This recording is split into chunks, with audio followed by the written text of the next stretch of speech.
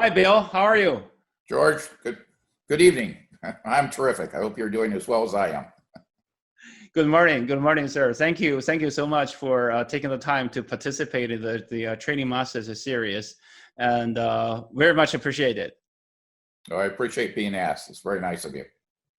Yes, thank you, thank you. And it's a long expected interview. I have been preparing this interview for a long time because it's a long expected interview is because the name Motorola and the name Bill Wiggenhorn, your name, and because of the name of Motorola University. We in China, Motorola and Motorola University are no foreign to everybody. I mean, everybody knows Motorola and Motorola University is a benchmarking corporate university, and it's a brand name that's been known to Chinese learning development field industry for so many years. But before we go into that, I have a serious questions to learn from you. And before doing that, for our audience, would you like to introduce yourself a little bit and tell us where you grew up and where you went to college, where you studied, and please tell us where you live and where you live and work now. Okay, fine, George. My name is Bill Wiggenhorn. I was born in Dayton, Ohio, which is in the southwestern part of the state of Ohio. And my father was an Air Force and government officer and bureaucrat. So we were always stationed around military bases. And went to the University of Dayton, where my father and my grandfather had gone. So I never had a choice. I was just told to go there. Eventually, my three sisters all went to Ohio State. But I went to University of Dayton, received a bachelor's and a master's degree. And what I was trained to do was actually to be a government lobbyist. And so my master's is in public administration. And my first job was working for a nonprofit consulting company that dealt with social change. So we were very much involved with working with organizations during the riots of the 60s. And early 70s in the Vietnam protests. As a matter of fact, we ran kind of what we called the Underground Railroad, in which we moved kids who were protesting Vietnam from the US into Canada. So I guess I'm happy that today I'm not serving time for being a rebel back then. And from there, one of our accounts that we were hired by was Xerox. And Xerox hired us to work with Battelle Labs, which was the largest stockholder in Xerox at that time, because they had actually had the patent on xerography. And then they were not doing well. So they asked us to work with them to convince their scientists that they had to sell their science, not just wait for people to buy it. And from there, I began to interface with Xerox. They eventually hired me. I moved to Washington, D.C. to set up their education office. And I guess about 6-7 years later, after 4 moves, was made the chief education officer for Xerox, and did that until I joined Motorola in 1981. My wife and I have moved 14 times. So we've lived in different places in the US. We lived in Singapore, twice in Beijing, and once in Europe. So we always said we kept wheels on our furniture so it'd be easier to move. So, and We always say America is a nation on the wheel, and now you have the home on the wheel too. That's right. That's right. Right. And so we now live in southwestern Florida. And we had homes in Chicago for many years, but I found that during the winter, clients would much rather visit me in Florida than in Chicago. So we finally sold our homes up there, moved here, and run our business out of here. And today we run a business called Main Captiva. It stands for Main Street in our old village. And we wish it was on the island of Captiva, which is actually just north of our home today. So we're as close as you can get to it. And we've specialized in kind of 3 areas. One, helping kind of the younger generation in a company solve complex problems, doing that through a leadership development scenario. The second one would be executive coaching. And the third one is helping companies think about new applications for existing products and services, because we're all kind of conditioned by what I would call unconscious biases. And so how do you remove some of those biases so you see where the opportunities are? So that's what we've done for, it's going on 16 years. Wow. I thought Captiva is something to do with capability because it's very similar. No, it's not that sophisticated. I wish it was, but it's a beautiful island, and it's filled with people who kind of wish they were still the beatniks of the 60s. So I always say it's long-haired millionaires who lost their childhood. And but it's just a beautiful place, and it's a big nature preserve, and we enjoy going there for the sunsets. Tell us a little bit about yourself, your working experience with Motorola. You said you started with 1981, right? Right. I was there from 81 to 2001. I was brought in to create a department called Motorola Education Training Department, and they hired me for that from Xerox. And after about 4 years, the name was changed to Motorola University. And the CEO at that time was George Fisher. And I asked George why he was changing the name. And he said, well, Bill, that's for you to figure out. But I just think it's much better name than a training department. Well, when I reflect back on it, what it did was set higher expectations. It also was a term that as you entered new markets, such as Russia, the Eastern Bloc, China, etc., it had respect, where a training department did not necessarily have respect, but the term university did.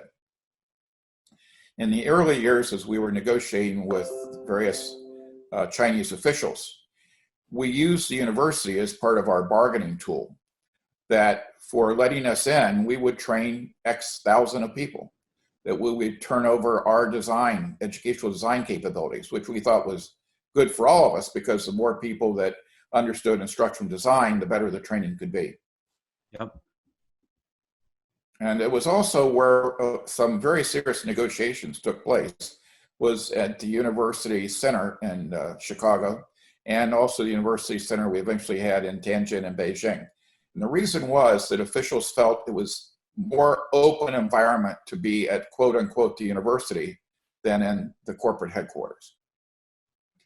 So right. One thing people really mistake, they think we were set up to train people.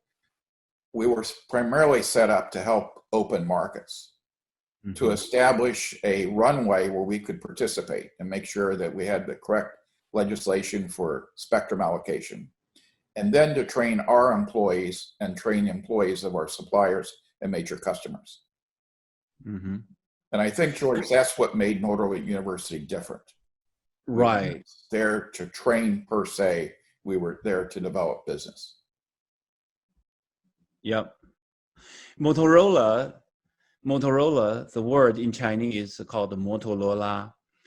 It's been such a great brand and commercial brand name and commercial brand in China for over decades, right? 20, 30 years. And, just, so it's such a shining name.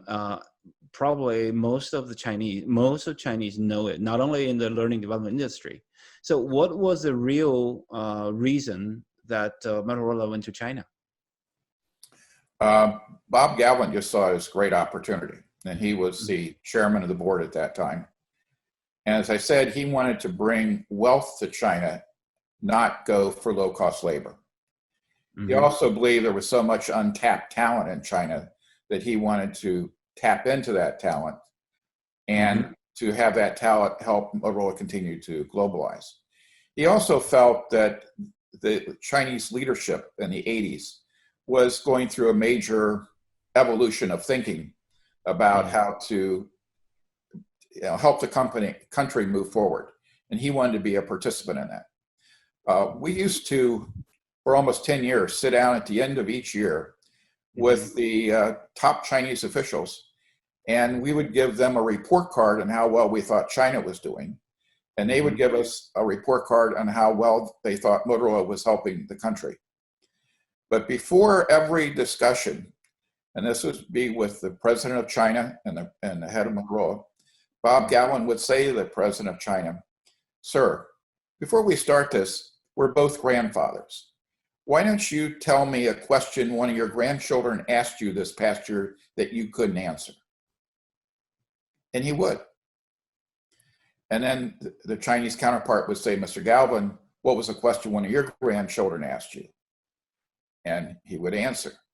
And afterwards I said, Bob, why do you start out that way? He said, well, two grandfathers talking are almost equal. If I'm talking to the head of a government of over 1 billion people, and I only have 135,000, we're not exactly equal. But he said, grandfather, we can build a trust relationship. And it worked as long as he was CEO, and even when his son took over, that very strong relationship saved us many years of pain that eventually other companies suffered. And also that, I think Motorola, as it went to the next generation of leadership, that didn't understand that and didn't have the passion for China that the Galvins did, help the erosion. That's great. That's a great story. I mean, that's really, it really is. I mean, Motorola enjoyed the co-develop with China as a country. I mean, for so many decades, and Right. basically Motorola grew up with China. I mean, the Motorola's business grew up with China because China opened up, in the 1978, and then 1981 Motorola entered China, and that's very far-sighting, and that's a vision. Those who made the decision, including Bob Galvin, that was very visionary. Yeah, one of my favorite pictures is in the early 80s, we were building our first building in China, in Beijing. And it was just a very 3-story building, nothing fancy. And I remember one of our marketing people saying, I don't know why we're going to China. They can't afford the phones. There's no market there. And I took a picture of the people delivering the bricks on the carts with the donkeys. Wow. So, okay. And they all had cell phones. And I went back and said, look, they have the phones, the bricks. I mean, they were very expensive. They have the bricks. They don't have a car or a truck, but they got this. That tells you something about what the potential is. Right. The technology is absolutely there. It's so trustworthy. And I still remember on the early days, if you let me put it this, in the 1980s, 81, I was in grade 9, at that time, grade 8 to grade 9. I was a ninth grader. So at that time, I heard of Motorola, and the grown-ups and the adults always talk about it. And then at that time, working for Motorola or had anything to do, or even somebody who worked for Motorola, that's a pride, Right. And I know somebody who worked for Motorola in Tianjin in the factory, even they're working on the assembly line, not in the corporate positions. That's a status. And later on, when I started working, those big break. Yeah, the bricks, right? Yeah, the bricks, right? Yeah, the big breaks, and then that's a business status. I mean, you can call anybody. So during those back days, those big breaks, Motorola cell phones. I mean, mobile phones are really status. They are really cell phones at that time because they run to cell towers and towers. So you have been working for Motorola since 1981, and you have been, corporate university has been introduced to China for over 20 years now. Right. And of course, the Motorola started corporate university more than 40 years ago. Right. But right now, anyway, so you were the CLO of Motorola University, and Motorola University used to be called the METC, if I'm correct, Motorola Education and Training Center. Training Department, yeah, for about 4 years, and then we converted to Motorola University. And so you have been CLO for Motorola University for 20 years, and then MU become a leading corporate university brand in the world. How did you make MU so successful? What is your so-called secret? Well, I think the key was we had leadership who believed that educating people was primary. as Bob Galvin used to say, if you think education's expensive, try ignorance. So, you know, so you don't want to have the dumbest employees in the world because you can't compete. You want the people who can stay current. And so he just believed it was an investment, just like an R&D lab. And as long, you know, and people say, what was the secret? The secret was we had leaders who believed that this was an investment that would give us a return. We also defined ourselves as people engineers. So matter of fact, early on, I had all my positions like instructional designers graded as if they were engineers and paid as engineers, because we very seldom laid off engineers. We laid off training people probably all the time before I arrived. And the other thing is you really focused on what is it you wanted people to be able to do and track that. So that's where kind of the quote unquote science of instructional technology becomes so important. And people like Gary Rumler early on helped educate our leadership onto, you know, what performance-driven development really means and where to focus on the key elements of that, of the output desired. So leadership endorsement is really key. Yeah, it's not only endorsement, it's participation. I mean, each of the leaders would attend class.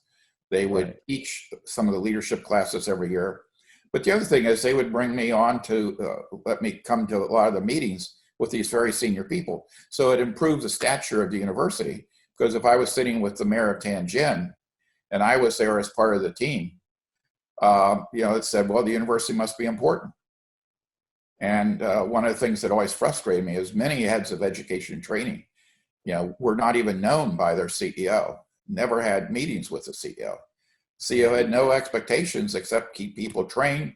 And if they're not, I'll find somebody else. Well, it's very different if you're part of the overall strategy to get into markets, get market share, and set the stage so you can play in a relatively fair field. You also, George, you asked another question in your prep about like Six Sigma, TQI, all those things. Exactly. Those were all kind of major initiatives that the corporation developed for basically performance improvement, in which they tasked the university to be one of the drivers of those initiatives worldwide.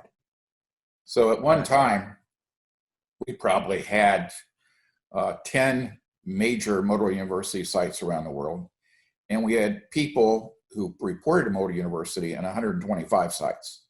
So we were basically the network that could drive that type of change throughout the company through the curriculums that were developed to support those initiatives.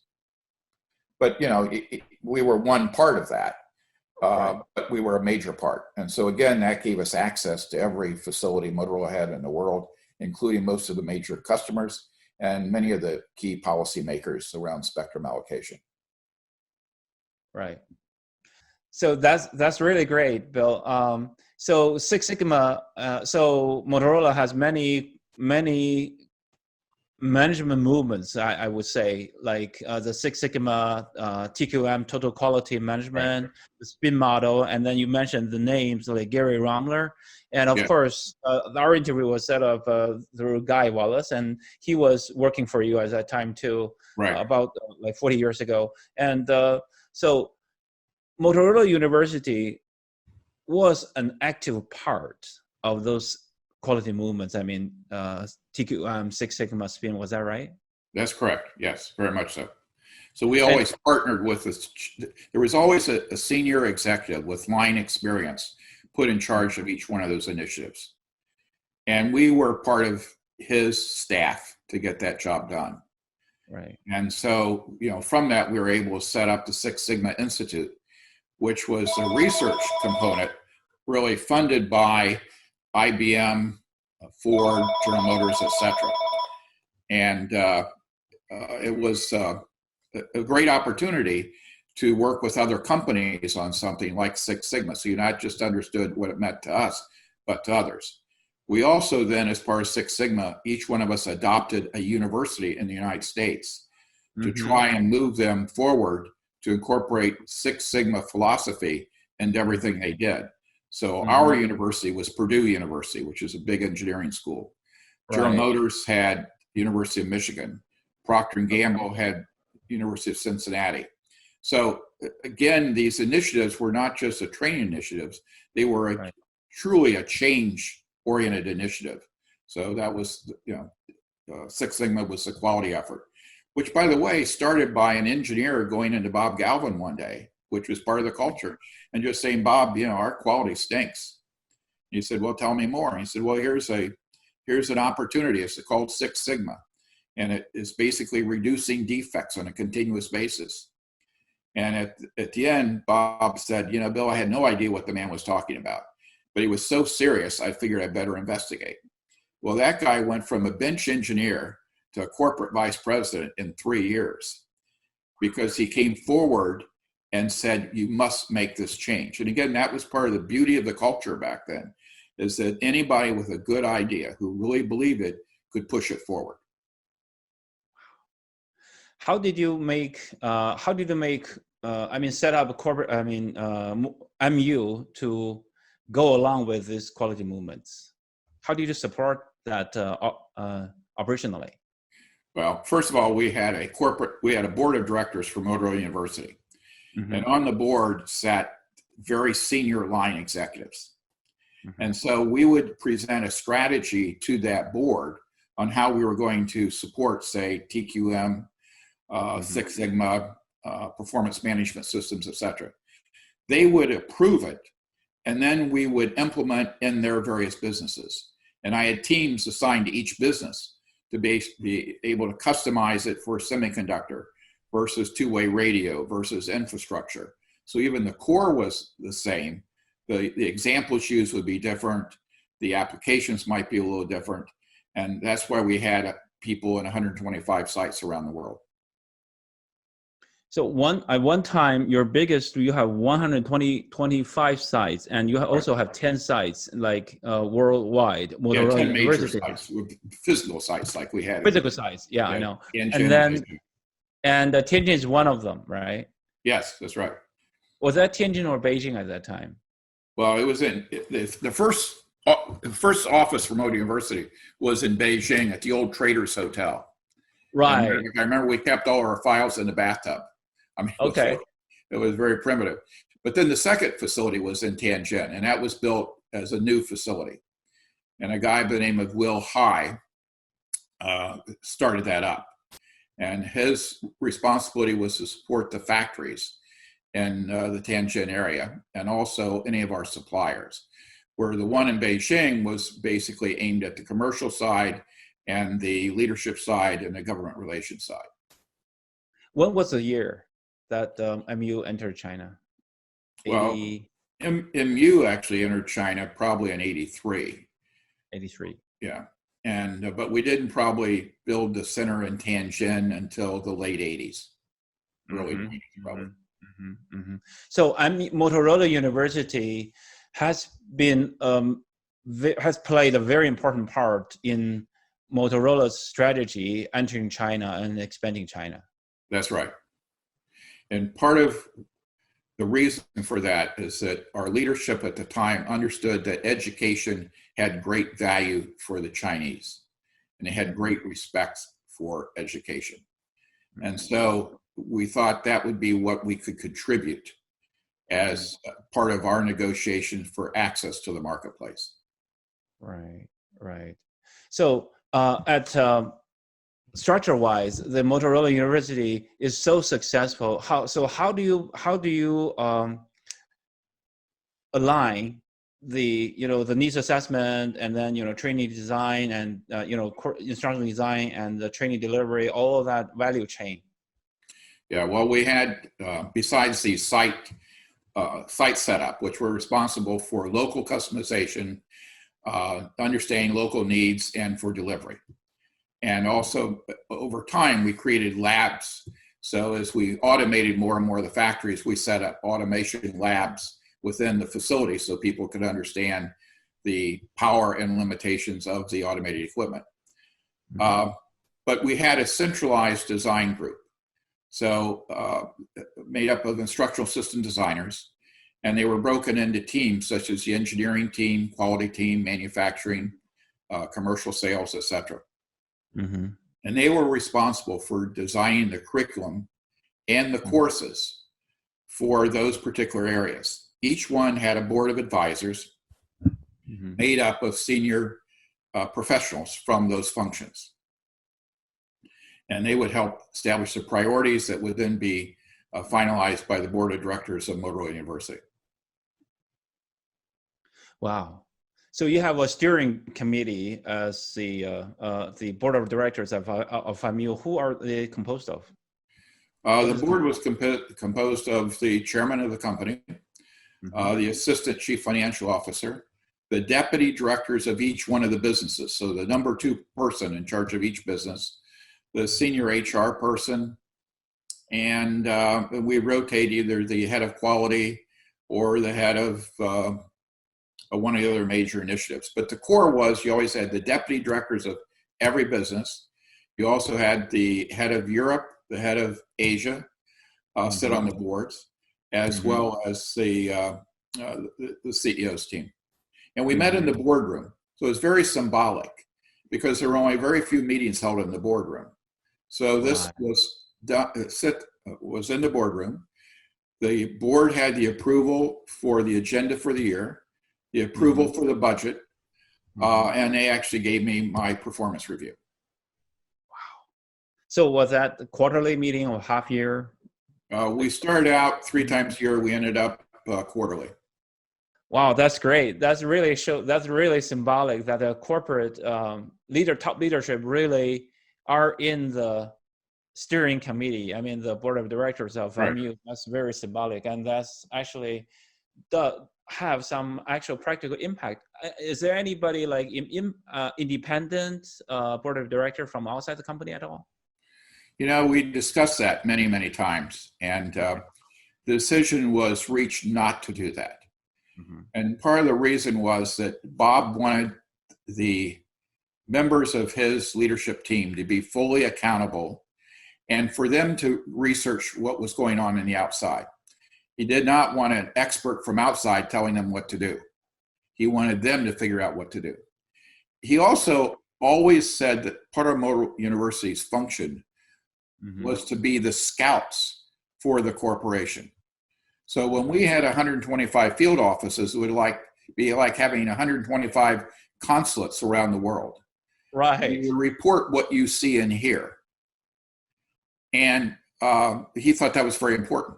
So part of our board meetings wasn't really around training as much as what are we seeing around the world? What's happening with what do we see happening with technology? I mean, for instance, we knew long before anybody responded that the cell phones were now a fashion statement, not a technology statement. And that black covers for phones weren't going to work, even though our engineers said, you'll like them, they're black. And we said, no, kids are buying pink ones, orange ones, turquoise, and they're being made by Nokia. And the margins are higher on that plastic cover than they are in our phones. And we were able to document 50,000 kids in 11 countries around the world were moving in that direction. And they denied it. They didn't respond fast enough, but that was the type of insight we were able to bring into the company. And later on, Steve Jobs picked that up. I mean, that's right. Different colors and everything. That's right. iMac, different colors and color schemes and really attractive. There was once a joint venture between Apple, IBM, and Motorola. And again, we were the training arm assigned to that. And it was a total failure. And the reason, I think, was because the cultures were so different. So, IBM was trying to change so their people would show up with white shirts but no tie.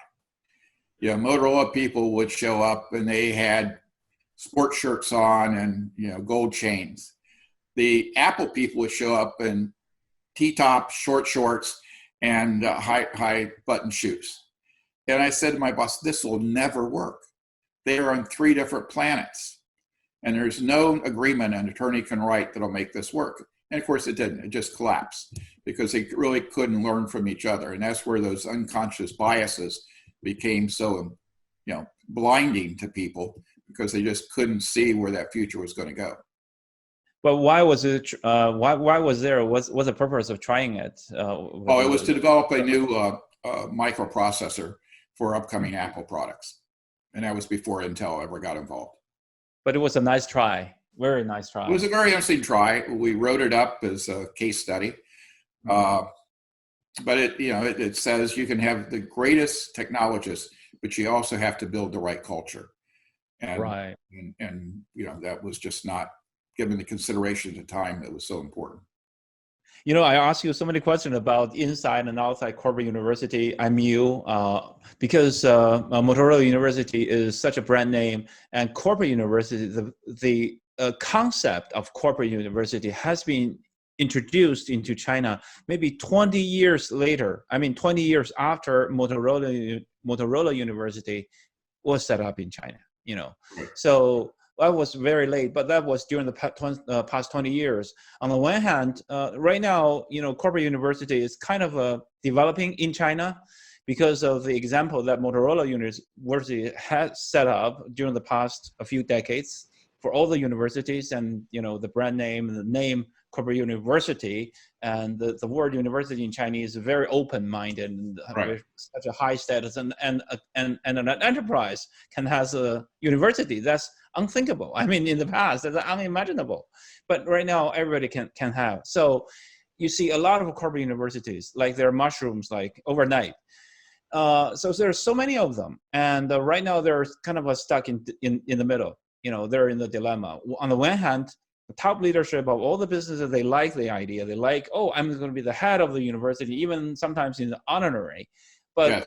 Sometimes it's just, some of the corporate universities just overnight, they change their brand. They have a new brand and a plug, on the department, and overnight they become a university. So in your view, as a very experienced CLO and the head of Motorola University for 21 years, so in your view, how should a company build a successful corporate university? Well, I think you have to see the university as a key component of your strategy. Mm-hmm. It can't be an afterthought. It can't be just keep people trained. It's why am I going to invest? How am I going to invest? And what are my expectations for that return on investment? Mm-hmm. And also the fact that the university needs the best people, not the second or third team.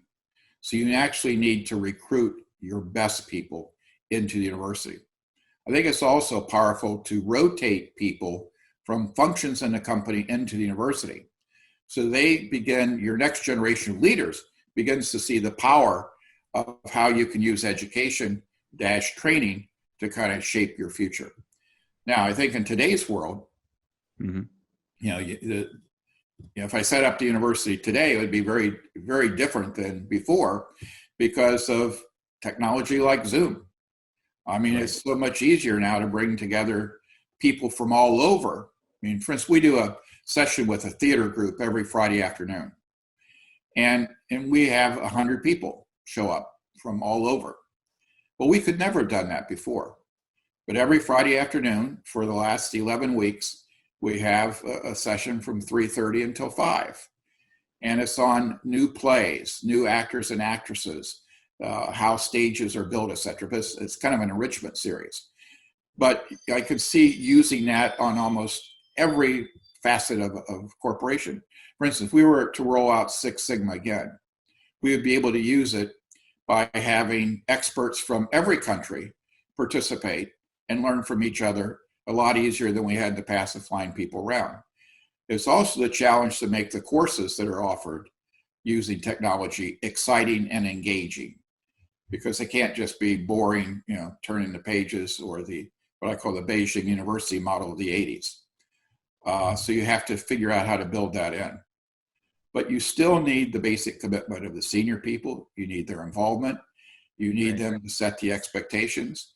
I think you need a leader of the training community who is a business person, educator, but you need the person to speak in the language of the business, not educational terminology. And again, I think that's one of the great contributions Gary Rumler gave us in the early 80s, was the vocabulary of the business rather than the vocabulary of education.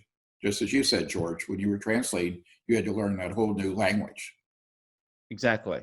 There's another kind of a piggyback question. That is the term that you have been CLO, and you also have been the head of MU, the president of Motorola University.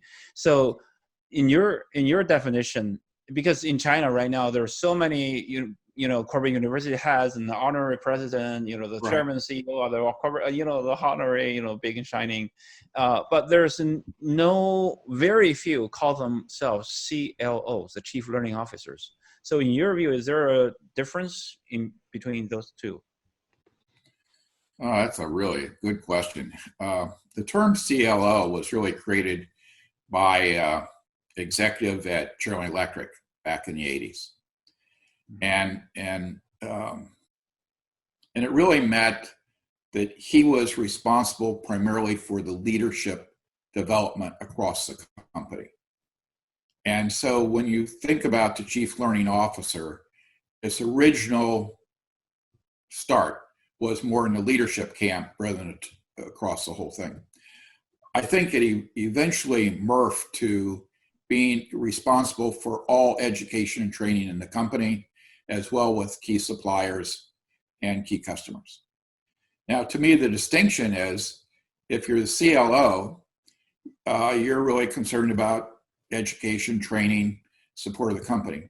If you're president of the university, you are the equivalent of a division president responsible for the growth and profitability of the company. And the tools you have just happen to be education, training, courses, and services. And to me, that's a little bit of the distinction. So the one is you're very focused on the business. That's your responsibility. You happen to operate a division that provides people services. The other one, CLO, you're responsible for the coursework, et cetera, but not necessarily tied into the strategy of the business. That's just the cut I would do.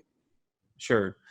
Before this interview, I also asked around some of my friends who are also head of the corporate universities and some of the very, you know, global 100 and 500. And some of them gave me some of the questions, and they really want to know, because I told them I'm going to interview you, and they, first of all, they all want me to express their appreciation and their gratitude to you, and our hats off to you, Bill. Thank you for making MU so successful during those decades, and set up a benchmark, a standard for all of us to catch up. One of the questions they ask, they really want to know, what's the biggest success factors or successes, or the biggest or failures or lessons learned of Motorola University during the past 2 decades, when you're during your tenure, or after, I mean, in the whole arena in all the 40 years? Well, I think the biggest successes during the first 20 years were, one, helping drive these key initiatives that impacted the corporation. So the old Six Sigma, TQM, et cetera, that, you know, we could relate to those successes. I think the second success was helping open markets that have been closed to us, such as China, Eastern Europe, Russia, Vietnam, et cetera, because the university was our way in. And when we also went into these countries, we ran courses for the regulators on the Japanese version of public policy, the European version, and the US version. But again, by us doing it, we spent 2 weeks with these people. At the end of the time, the rules they follow were more US based than they were the other two, because we built a trust relationship with them. I mean, I remember having the heads of telecommunication from Eastern Europe at my home in Chicago the night they had the coup in Russia to try to get rid of Gorbachev. And you know, we came in on Friday night, everybody had a job. Saturday morning, none of them had a job. They had all been overthrown. And yet these were very loyal people to us as the country's rebuilt. And so those are the successes.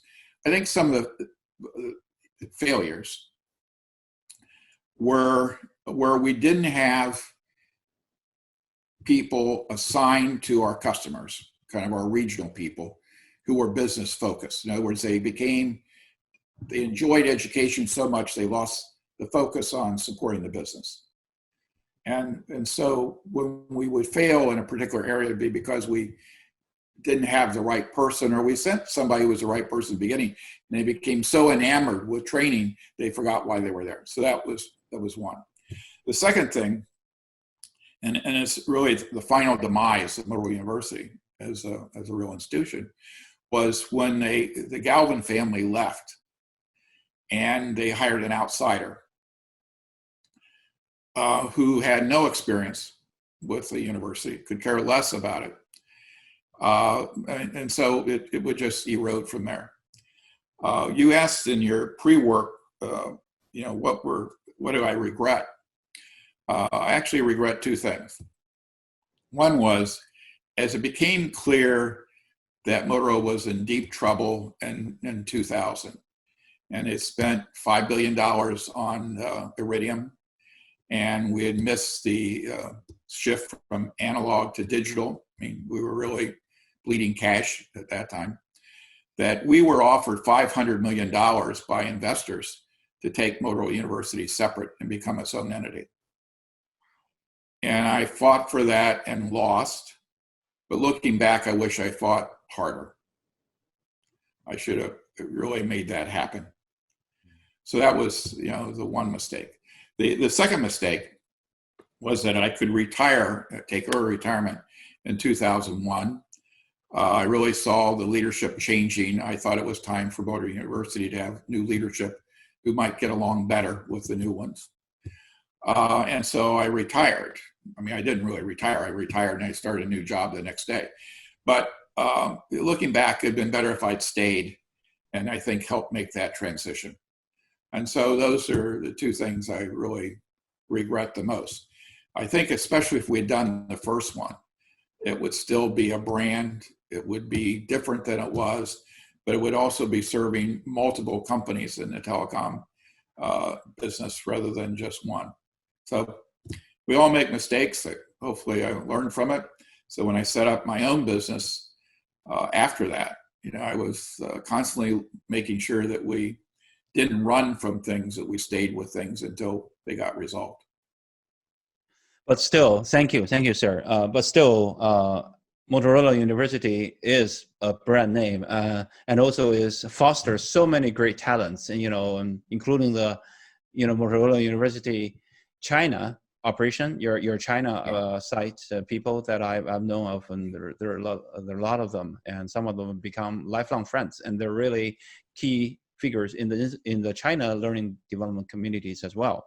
So and I would say that's one of the things I'm very proud of, is that in China, Singapore, Vietnam, other countries, that young people we brought in and kind of taught them the business have done very, very well as senior executives in many firms, and not just in education and training, but have branched into many other disciplines. To me, that's your legacy, is the people you leave behind more than the buildings and stonework. Exactly. When was the year that the brand Motorola University was decommissioned? I just think it faded away. I don't know if it was ever decommissioned at all. As strange as it might sound, I only went back once after I left, because my feeling is when you're there, you impact it. When you're no longer there, it's time to move on. And so I went back once for a celebration, and that was it. And people constantly say, why, doesn't it hurt, etc. I said, no, I mean, you're there, you make your impact, you leave, right, and your legacy is the people you leave behind, not the buildings and the courses. Exactly. In your view, sir, what's your view? What's your opinion? I mean, corporate university on one hand and company on the other, they're unalienable. So what do you think in general, what's the relationship between the company and the corporate university? Well, as I said before, the corporate university has to be considered an asset of the company just like your R&D labs are an asset that you will deploy to move your strategy forward. The university also is your link as a company to this formal universities in your country, which are part of your supply chain of talent. And it gives you a way to communicate and test things with the engineering schools, let's say, the business schools that are supplying you people. It also gives you a way to begin to impact the curriculum of some of these institutions so that they're more aligned to what business needs rather than academic research. So that's another benefit of it. But you have to have leadership that has the vision of this. I mean, if you don't have the vision, you know, it's just not going to happen. It's a lot like if you look at how executives treat the education of their children. If they're engaged in it, they'll be engaged in university. If they simply send the kid to the best private school in the world, but never go to the school, never ask them any questions, they'll never engage with a corporate university. In China right now, corporate university is so popular and there are so many businesses around it. So corporate university, in your view, is that part of the business operation? In my view, it's part of the business operation. It's not a theory. It's not a I mean, it applies a lot of educational theory, instructional design, and all this. And so, correct me if I'm wrong. That corporate university is not a methodology, is not a theory, but it's a applied function. Oh, that's right. And it's a division of the company that's output is talented, qualified, up-to-date individuals who can carry out the strategy of the company. To me, it is an R&D lab called the university. It's the R&D lab for people where R&D is traditionally for product. What do you think in the next couple of years, corporate university will go? I mean, either in America, I mean, what's the current trend of corporate university in America right now, and corporate university, I mean, in the worldwide in the future would be? Oh boy, that's tough. I spent a lot of time during the lockdown here. I mean, we've been kind of locked down in our communities now for 4 months, so you have a lot of time to think. It seems to me that in the US and in Europe right now, they really need to rethink what their university is and how it will operate. The tradition of bringing people together will probably not happen as much. The need to help people adjust quickly to unexpected consequences of situations is going to be more important than ever. And I see more emphasis on certifying competence than getting advanced degrees. So I think if I was a university, especially if I had an MBA program, I would be scared to death. Because I just think, at least in the US and Europe, people are not going to spend $100,000 for an MBA degree, which doesn't do much for them. Where they will spend money to be certified in a skill set that they can demonstrate new competencies. And I think if I was heading up Motorola University today, I would focus on certification. And I would cut deals with Google, Microsoft, Apple, Cisco, et cetera, to be their certifier. So that'd be one. Two is in leadership, I would really divide the leadership programs between content, which I can easily deliver online, and experience. And I think we'll have to think through the experiential model, because historically we've just always sent people out to do the discovery, to interact. I'm not sure we're going to be able to do as much of that in the future, but we might still be able to do it by having the dialogues with other companies. So a year ago, we had a client and we had teams all over. We had teams in China visiting 6 companies, for instance. Well, I still think that's possible, but we'd be doing Zoom chats like this. Now, what you miss though in this is you miss the opportunity to see the things you don't see. In other words, you walk into a building, do people smile? Are the lights all on? Are the computers ancient or are they new? Is it clean? It tells you a lot about their quality program. You go into a restroom and it's dirty. That says they don't have quality. I wouldn't buy their product. So that I'm still wrestling with how we'll adjust to that. But and last thing, George, is you have to have in the university a much stronger analytics department, because you're going to be collecting a lot of data, and you need to have very strong IT support. My favorite IT example is the Mayo Clinic. The Mayo Clinic, which you would know well, has a very large innovation center. And they have the innovation center has its own IT support department. And it's comprised of the IT guys that drove the head of IT crazy. So you just want to get rid of them. They were always the ones who said, it ain't going to work. We got to try this. We got to try this. They're perfect in the innovation center. And they're able to try things they could not, because they didn't want to screw up all the Mayo Clinic. But I think those two resources are new resources that if I was the CLO or president today, I would trade off other competencies to get those two. Exactly. Those, I lived in Minnesota for so many years, Mayo Clinic, etc. And exactly, innovation centers. I mean, those are the people who make trouble, who make so-called troubles. They're not. They're really trying something new. They're like kids sometimes, but they're really at work and trying something new, like a different way to do the same thing. Right. I mean, Bob Galvin used to always require a minority report be submitted for any major change. And he said over the years, basically, the minority report was usually right. What do you mean by minority report? Like something that the people not doing things the same way? Or? Yeah, I mean, for instance, when they put money into Iridium, the satellite system, which, by the way, still operates today. Yeah, I mean, it was a bust financially, but technically it worked.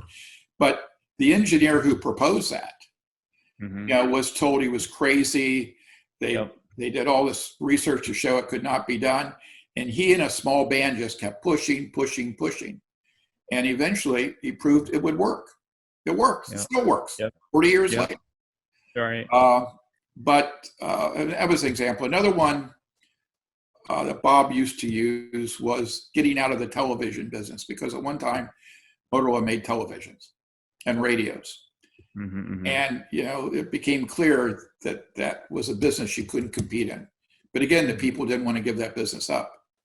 And so a group that was working with Fairchild Industries in Phoenix said, no, semiconductors the future.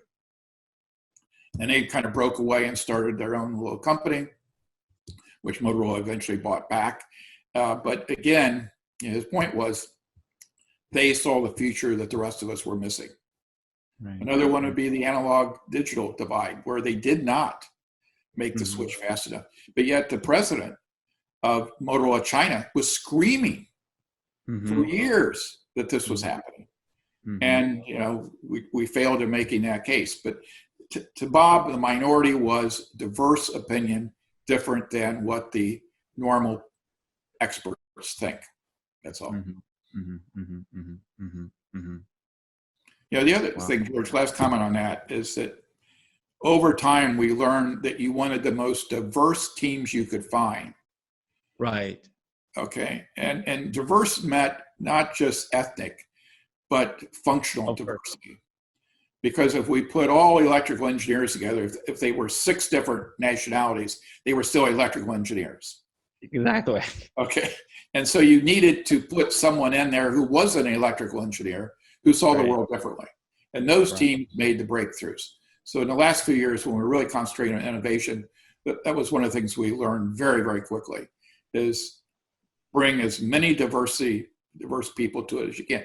And it's also where women became, I mean, if you look at Motorola China, women played a key role early on. Because we realized in the Chinese government, women played a key role. I'll never forget Madame Wu Yi turning to us one day and saying, "You Westerners are ruining it for women in China." And I'll never forget that. And she said, until that woman, she pointed to a woman on her team who was a red-headed Chinese scholar from Stanford University, until she sits in the front row, I'm not going to talk to you. So then we had to Really? decide which of the Motorola executives had to get out of the front row. I mean, it was very interesting dynamic. I'll never forget it. Madam Lee, right? Yeah. Vice Premier. Yeah, the vice premier. I mean, she was Yeah. something else. I mean, I thought she was. It was a state visit. It was a state visit. It's a diplomatic Oh occasion. yeah, it was. I mean, could have been a disaster. I mean, another story that I would like to share with you. Again, it comes back to having university as part of your strategy. Right. Exactly. Tell us your early experiences, or even stories or anecdotes or something different and shocking and very impressive, and even until today. When you enter China, some of your occasions with the Chinese scholars and Chinese entrepreneurs, and earlier on you told me a story with the Peking University professors and all that. So yeah, I mean, a couple of early on stories. One is we observed that the professors of universities talked, students listened, there was no interaction. And we found some younger professors at Beijing University who wanted to know how really Americans would teach. So we brought over some American professors. And we set up a classroom, and we had a one-way mirror, so the Beijing professors could look into the classroom, but nobody could see that. Actually, one-way mirror. Yeah, right. Okay. And so the Americans taught, and the students interacted, and the Chinese professors kind of learned that, gee, this is pretty neat, because now we know what the students know or don't know. It puts more burden on them than on us, and we get to facilitate the learning rather than being, quote unquote, the expert for all time. So that was one. The earliest times when we went to Beijing in particular it was in the winter and there was no food. And so at our little apartment, they would throw out that winter cabbage on a truck every so often. And you'd run down, grab it, and you'd put it on the outside little balcony. That was your refrigeration unit. And then you would peel off some and you would boil it. And once a week, you got maybe a piece of meat or fish. And if we had guests, we would call the restaurant in Beijing to see if they had food.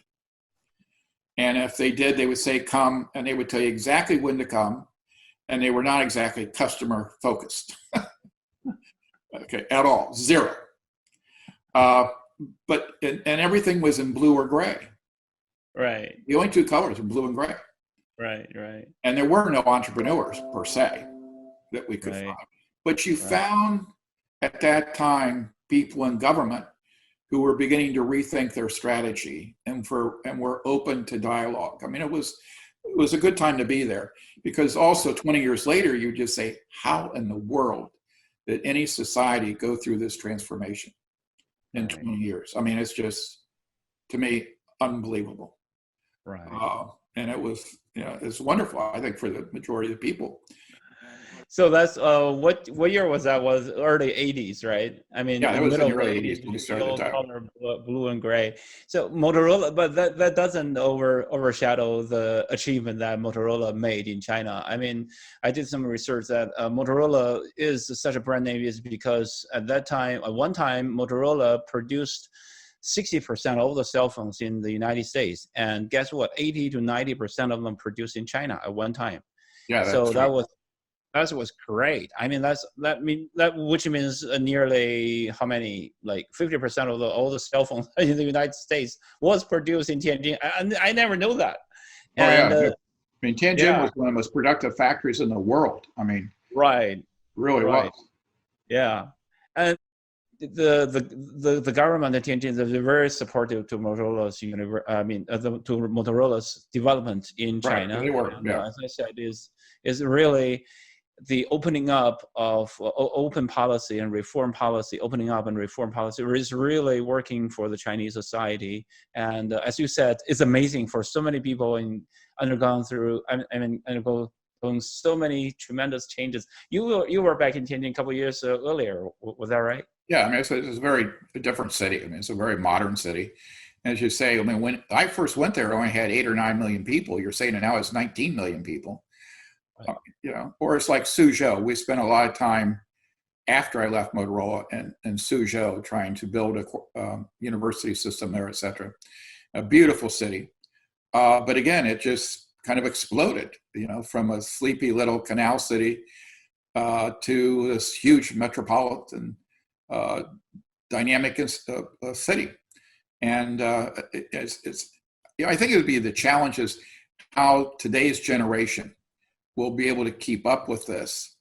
And many of the young Chinese I deal with have no idea what it was like 20 years ago. I mean, I just think it was always this way. Yeah, we were just talking about that the new generations today, even are kind of a different breed now. I mean, they see differently. They grow up with all the digital devices, and they grow up in the digital environment, and they think digitally sometimes. Yeah, well, I think also many of them are really global now, and they see themselves as a global citizen as well as a Chinese citizen. Exactly. I was going to say that global citizen and global netizen. Yeah, right. Yeah, that's great. Those are really great stories. One time, Bill, one time that Motorola University in China, because I know the leadership team and the operations team there, and they sell a lot of the Six Sigma programs to Chinese companies. They certify them, Right. and they say they sell the black belt programs and green belts. So. As a corporate university, my question to you is: this is one that come from one of the corporate university has in China. That shall they go outside? I mean, they shall a corporate university serve outside clients. I mean, they go out and being independent, gain some green dollars. Yeah, we made a conscious decision to set up a separate division of Motorola University that was aimed only at outside. And again, the board had to approve what could be sold outside. And the board also, said, don't sell it to our competitors. But it's very hard not to do that. I mean, they can always figure it out. But they also then said, whatever you make on those sales, you may reinvest in the university. You do not turn that back to the corporation. So it was almost set up as a nonprofit, where any profit you made was reinvested in the institution.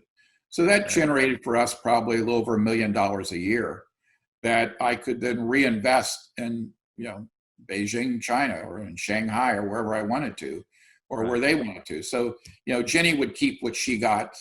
Others would keep what they got to reinvest, but I would always have a corporate group that by themselves sold over $1 million a year. And we had some of our top Chinese accounts who would buy from the corporate group because they want a certain set of expertise that we didn't have yet locally. But no, I'm a big believer in that, because if you're good, the outside will buy it. And so to me, it's a good quality test. If nobody will buy it, you probably are not producing a very good product or service. Right. It is almost also a pity, even sometimes we call it a pity, that I work for Motorola. I worked for Ericsson China Academy, and Motorola University was the first corporate university in China. And Ericsson China Academy was the second one established in China. They were established like in the 1990s, early 1990s, 92 or something. So they were very early too. But both of them are like not kind of faded away. So and recently I heard some very brand name benchmarking corporate universities in China. They also has the same fate.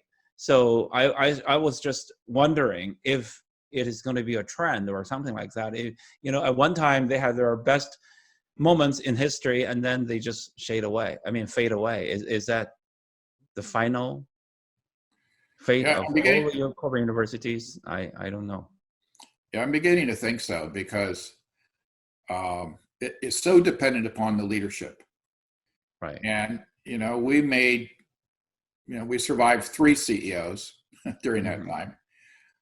Survived. Couldn't survive the 4th one, probably. And I think that's happening to a lot of organizations. And that's why I said one of my regrets is not taking the $500 million, giving it to Motorola and spinning off so we could plot our own destiny. Because then we wouldn't have been dependent upon that next CEO who had really no respect for the institution or saw no need for it. Yeah, if you had taken that, probably you would have a lot of bargaining chip on the table and with a new CEO and say, hey, we can generate all this and, still Well, that, or, we wouldn't have to worry about it. We could go find Exactly. it. I mean, and that's why they really didn't want to give up the name Motorola University as a brand.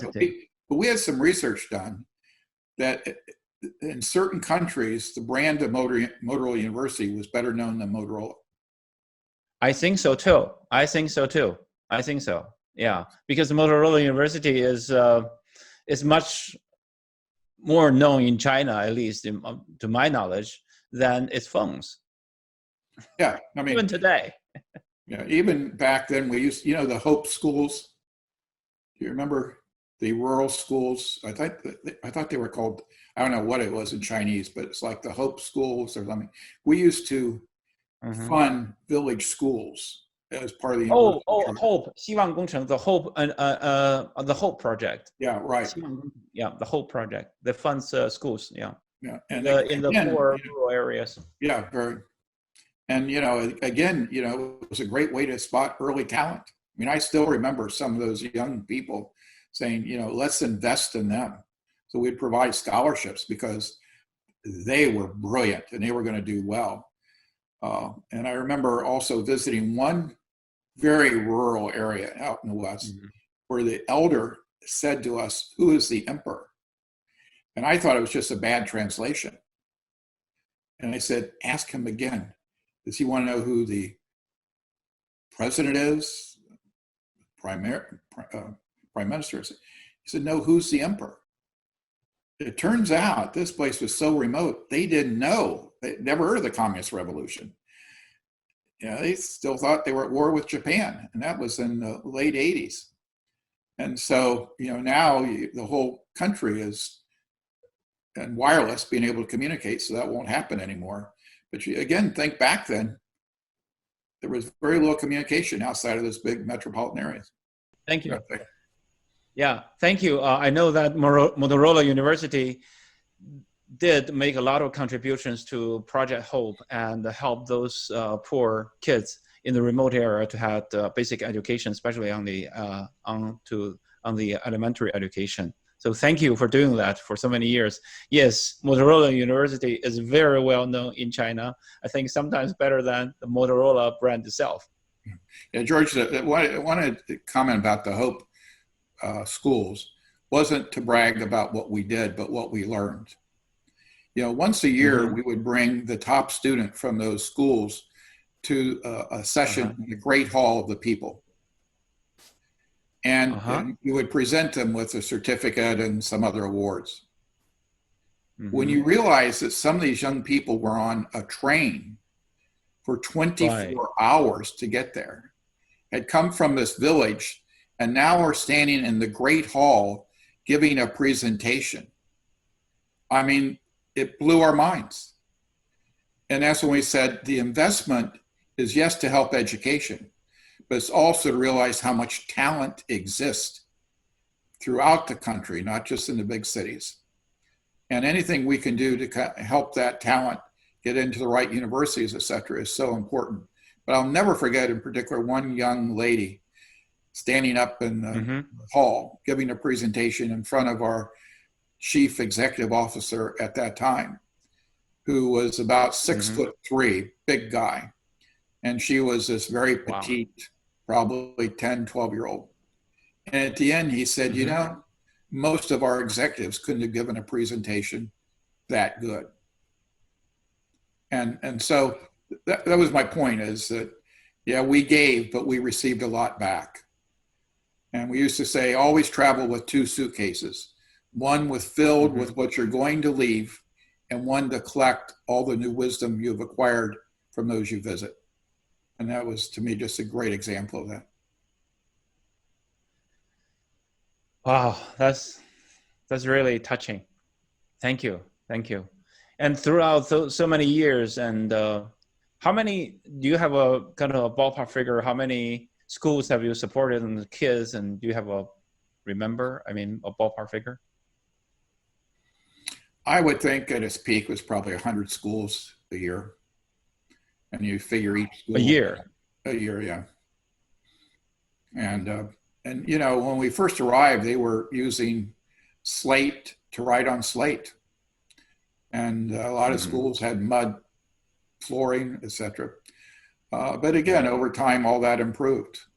I mean, it was like, Right. you know, when we had one of my colleagues got sick in Beijing in the early 80s, and she was taken to Beijing Hospital number 3, if I remember correctly. Mm-hmm. And the poor lady gets in there, and they brought every Chinese intern in the building through there because they'd never seen a Western woman before. And you know, it's hard to imagine. And they said, God, she's just like a Chinese woman. I mean, it was like, you know, she was shocked. But I said, no, you've contributed a lot to medical science in China, because all these people at the main hospital have now seen that, you know, women are basically the same. But again, you know, as I told my wife back in the late 80s, early 90s, I said, Pat, you have to come to China now, because the China I discovered will not be here in another 5 years.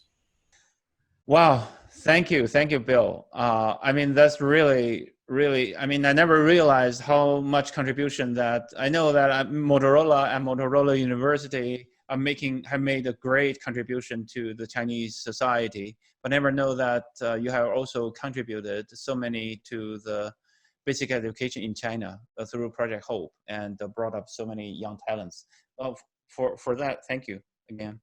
And I really want to thank you for your role and for Motorola's view. I mean, their role in participating in the economic and the social development in China. I mean, that's really remarkable, because after China's opening up and, you know, reform policy, we really transformed and we grow. And I mean, it's a remarkable achievement, and the entire world can see it.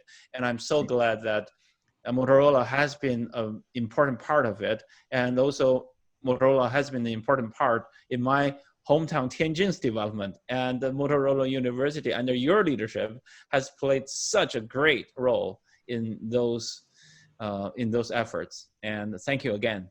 Well, thank you, George, for the opportunity of meeting you and participating in this interview. It was fun to reflect back on some years. You bet. I also always said at the beginning that it's a long expected, long waited interview. I really want to interview you again in the future. But last question before we end, do you have any advice to the young practitioners, you know, learning and development practitioners in China or in other developing countries as a whole? Well, I think number one is know how your company makes money, which means you have to understand your company. Right. Number two is prioritize what you can contribute to the company being successful, and let others judge whether or not you are successful.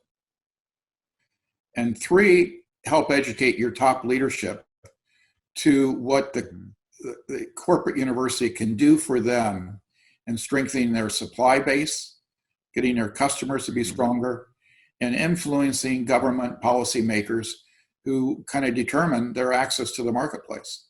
So just don't limit yourself to thinking about employees, thinking about all those that you depend upon to make you successful. But you can't do that unless you understand your business, and understanding the business is map out how in the world you make money. Mm-hmm. You know, thank you for those great 3 advices. Thank you, sir. On behalf of all the young practitioners in China, and I guess there are at least 10 million of them, 10 to 20 million of them. Just a small number. You know, the numbers are so different in China. I remember your government asked us to do a pilot, and I was thinking of 100 people, and they said, no, we're thinking of 50,000 people. And that was to be a pilot for a program. That's a pilot. That's a pilot, right? That's a pilot. Yeah, and you know, when I was in charge of IBM's training in China, and I have 3 teams. One is you know, the corporate university side, on the learning and knowledge side. That's the operating the internal learning development effort. That's a team of 35 people. And then the other team is a learning development team. They design and develop courses. They do international system design. And I always, and I also have another team. They do localization, translation, because we have so many global, like Motorola, IBM has so many global training materials that need to be localized. And on my second team, the instructional design team, they go out and serve, and they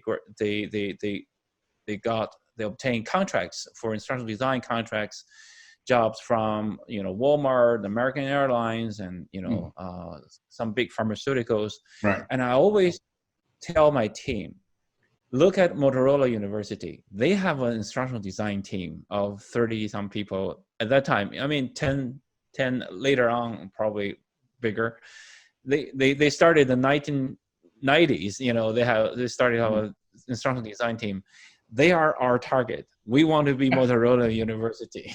And I said to my team, this was 2008. So I said to my team in 2008, and that was much later. I mean, after Motorola MU success in China. So as you can see, I was in charge of IBM's training, learning development, and I'm telling my team to learn from MU. So you see the status. That's great. You see how important. Yeah. That's only one of your 125 sites. I mean, 10 sites, actual sites, physical sites worldwide, and 125 reporting teams. There's only one of them. So MU did make great contribution to us, and that's not, that's not a bluff. That's not bragging, or that's not. That's really from the bottom of our heart. Big thank you, Bill. Well, thank you. Thank you. Have a good evening. And hopefully we can chat again, George. You bet. I really want to have another interview with you later, probably focus on Motorola as a company, or focus on learning development functions. How do they operate, and something like that in the future. Okay, good. Good luck with your series. Take care. Thank you. Bye. Thank you, sir. Yep. Bye. Take care. Bye-bye.